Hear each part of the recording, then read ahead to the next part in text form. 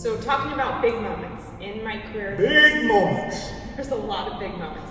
The first time you get licensed in a race car, your first run ever out on a racetrack, your first win, and obviously the one that stands out the most to me would be when we won the championship in 2017. Absolute best moment, best memory. Nothing will ever beat that, a first championship. But what about that first win? You said that was in Gainesville, Florida, against a guy that had never won before either. And tell us a little bit about that. Yeah, it really was a cool moment.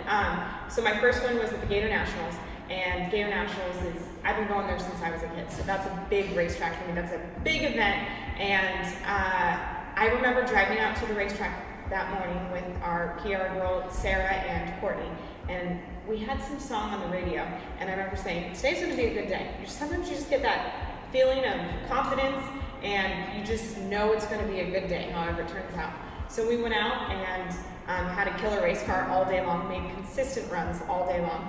And with Alan Johnson and Brian Houston, we ended up winning the race. It was my first win ever in a race car. Never made it there in Super Comp A Fuel. First top fuel win was Gatornationals in Gainesville.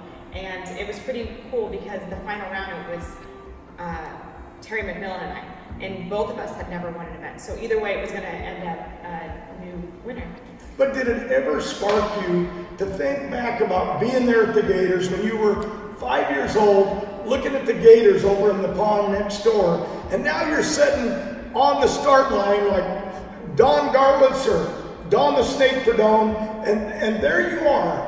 I wasn't thinking about any Gators. But you looked over. Thinking about staring down that racetrack and turning on another win light. But you looked over at that. I was going somewhere with this. This was a big building.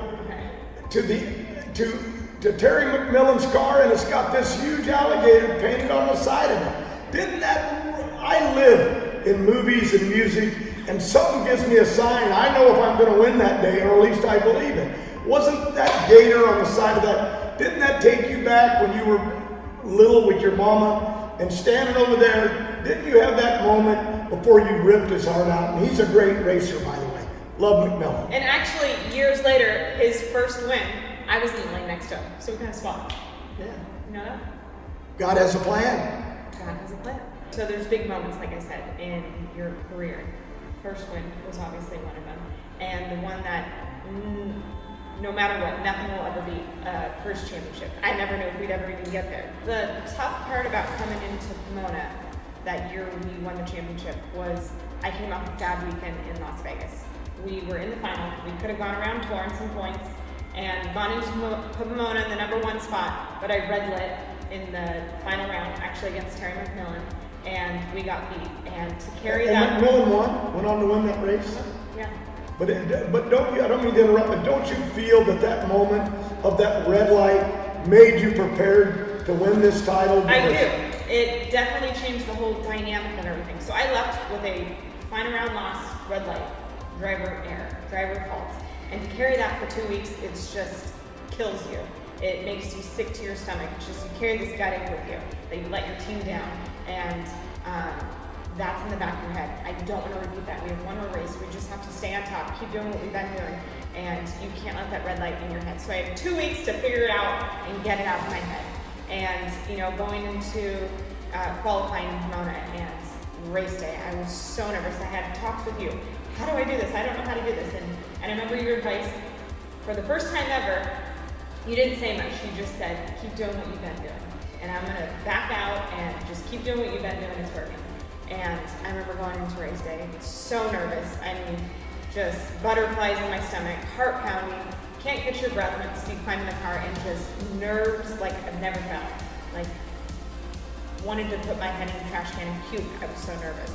And rolling in that whole day, I remember first round was the worst for me. First round was a tougher run for me than the second round when we locked up the championship.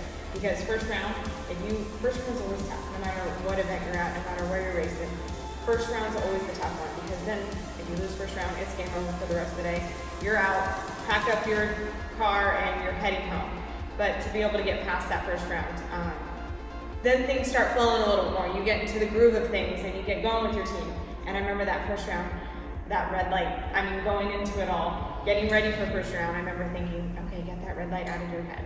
You can't repeat that, or it's game over for our whole team. And so, finding a way to mentally pull that out, keep my focus on what I've been doing, and turn that wind line on.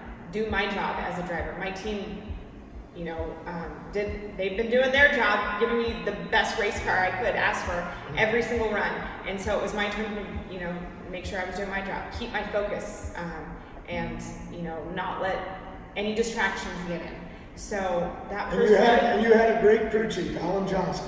Yep, Alan Johnson, Brian Husen, and that whole Monster Energy team.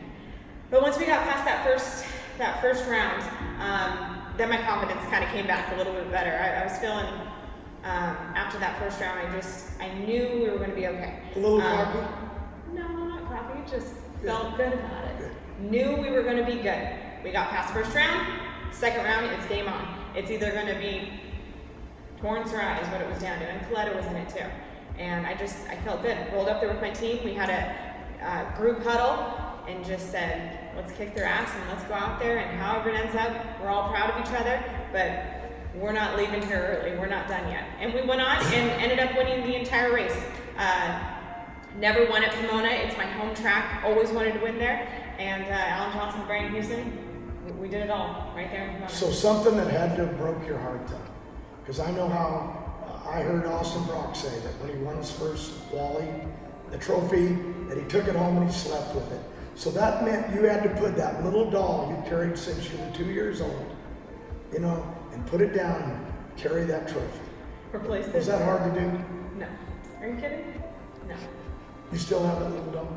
The little blue one that you had used for good luck when I would bring to the races? I'm just making up this story.